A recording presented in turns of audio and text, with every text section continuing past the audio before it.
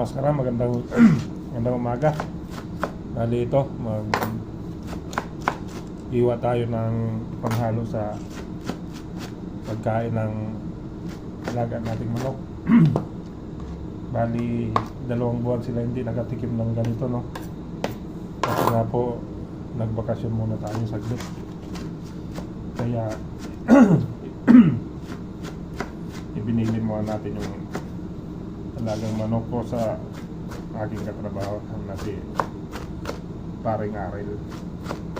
So ngayon ito maghihiwa ulit ako dito. So ito mga kamaskara, okay na. So makakatikim ulit sila ng gulay. Kaso ngayon kanin muna ang pagkain nila, tsaka to ihalo ko lang ito dun sa kanin kasi naubos yung iniwan kong feeds kay pare. So hindi pa tayo makakabili, no? Gawa ng wala pa naman tayong pera, wala pa naman tayong sweldo dahil kababalik ko lang dito. So next month pa yan mabibihan ng feeds. Ayun mga kamaskara, bigay ko na to sa ating manok.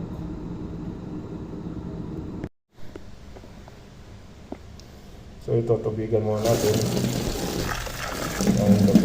Patay lang natin ng konti. Tapos haluin natin.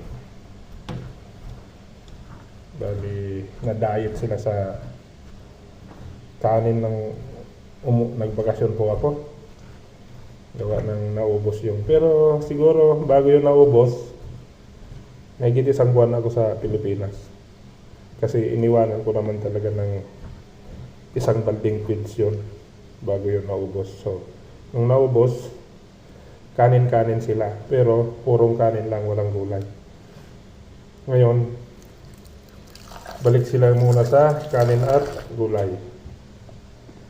Yan mga kamaskara, bibigay na natin to. Ito na po ang mga alaga natin, no?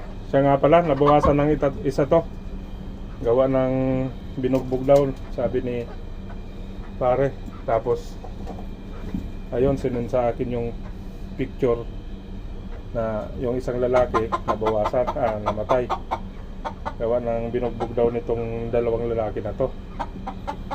So ito mga kamaskara, yun, ito yung mga alaga natin. Bali 9 na lang sila ngayon. Nandun yung isa sa loob. Alin na kayo, kain na kayo. Kumusta kayo? Kumusta kayo dito? Taglit.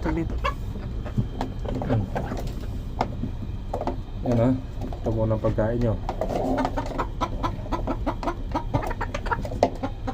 Ayan, kain na kayo. Lumaki naman sila kahit pa paano mga kamaskara. Anak, 2 buwan ko silang hindi nakita, no? Gawa ng yun nga, 2 buwan tayong nagbakasyon. Kaya ito,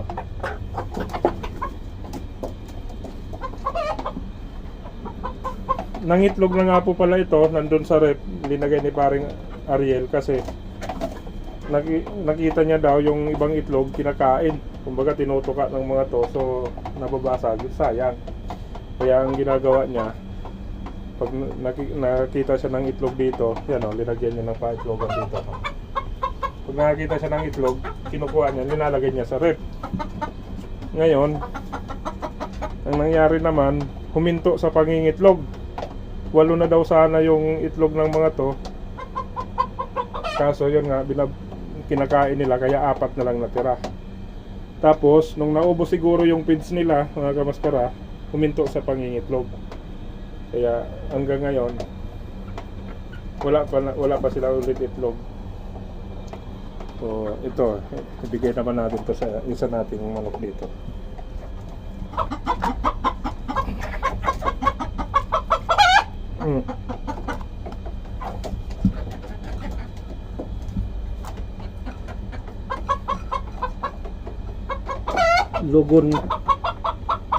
Lugon sila ngayon.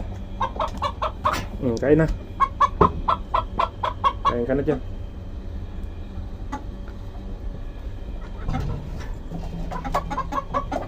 So yun mga kamaskara, ikuha ko lang to ng tubig mga to para makainom sila.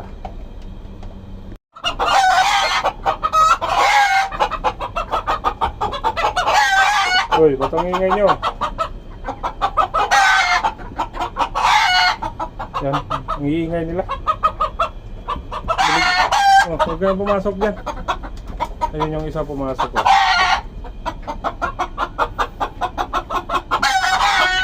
Binigyan na natin sila ng tubig mga kamaskara, no? Labas na. Yan, binigyan ko na sila ng tubig, kaya iwan ko na itong mga to para mamaya inom na lang yan mga yan. So yun mga kamaskara, ito po ang ating update sa mga alaga natin na 2 buwan natin hindi nakita. Maraming pong salamat sa inyo.